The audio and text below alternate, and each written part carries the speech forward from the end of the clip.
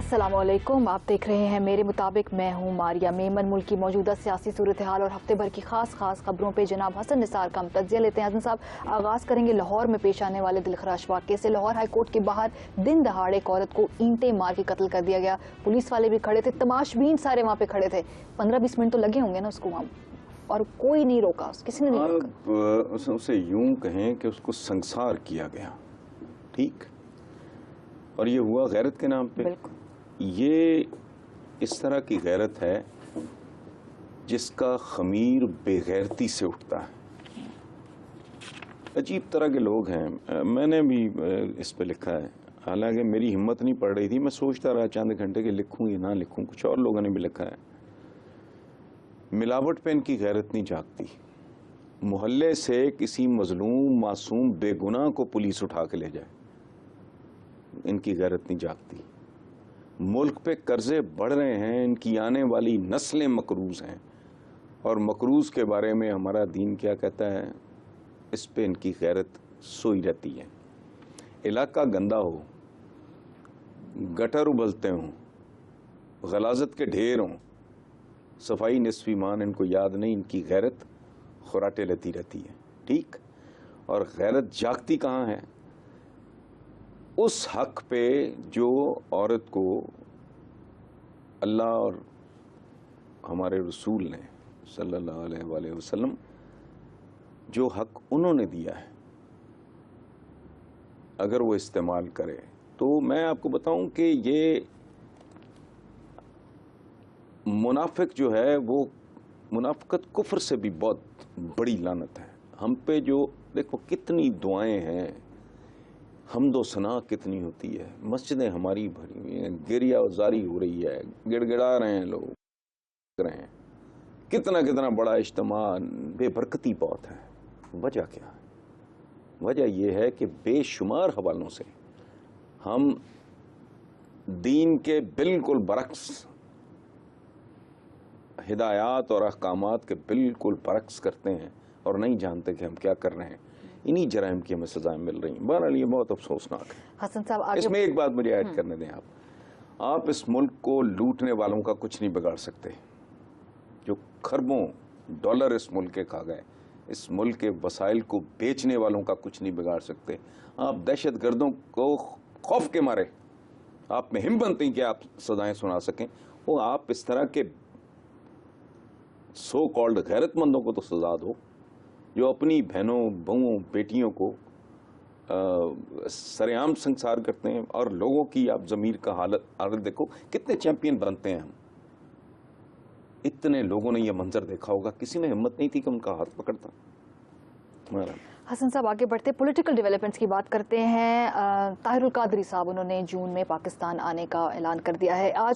कल उन्होंने 10 पॉइंट्स का एजेंडा भी दिया। जो कुछ मोटे मोटे पॉइंट्स जो इंटरेस्टिंग थे वो मैं आपको बताती हूँ। रोजगार का वादा किया है, घर देने का वादा किया है, 15,000 से कम आमदनी जिसकी होगी उसको बिजली पानी के बिलों पर सब्सिडी मिलेगी। और वो करेंगे कैसे? करप्शन के पैसे को इधर यूटिलाइज करेंगे।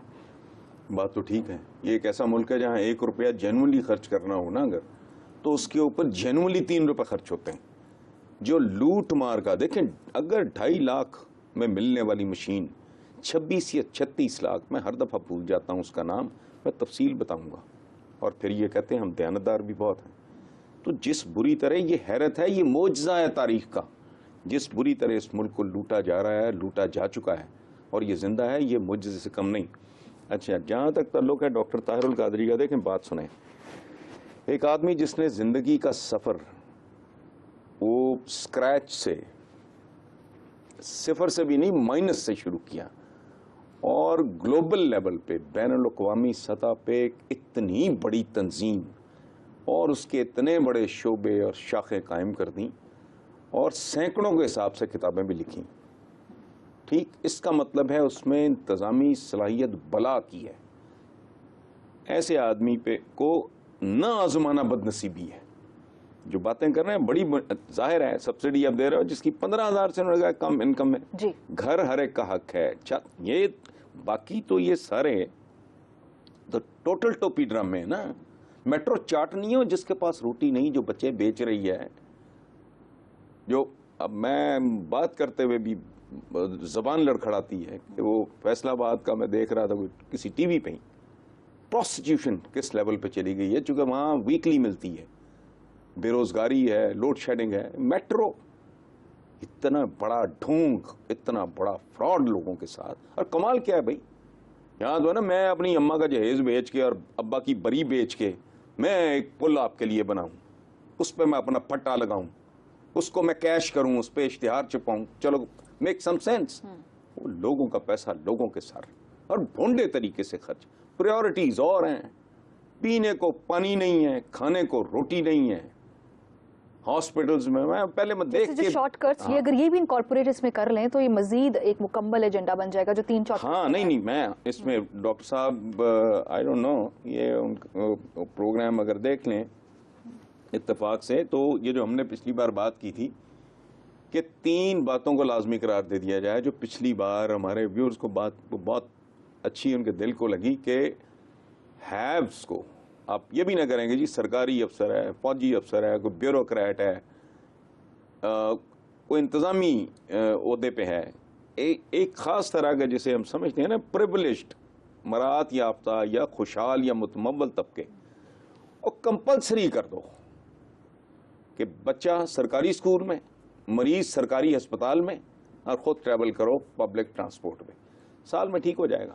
اگر یہ بھی انکارپوریٹ کر لیں، چلیں اس میں اونچ نیچ کر لیں، میں شاید زیادہ ایکسٹریم پہ جا رہا ہوں یا جذباتی ہو رہا ہوں، تو کر کے یہ بھی انکارپوریٹ کر لیں گے بھی یہ جو ٹیکس پیئر بھی شامل کر لیں. ضروری نہیں کہ وہ سول سرونٹ ہو یا کوئی سیاسی عہدیدار ہو، وزیر اعظم ہو، کہ بچہ تماشا دیکھو، ذرا تصور کرو کہ ہماری بھی بیٹیوں جیسی ہے. مریم کو اگر گھٹنے کے آپریشن کے لیے میں ہاسپٹل میں جانا پڑتا، تصور کرو اس کا معیار کیا ہوتا.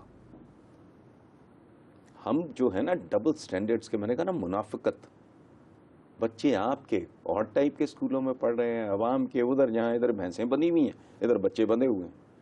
تو یہ گند ختم کریں آپ. صاحب یہاں بریک لیں گے، ہمارے ساتھ رہیں.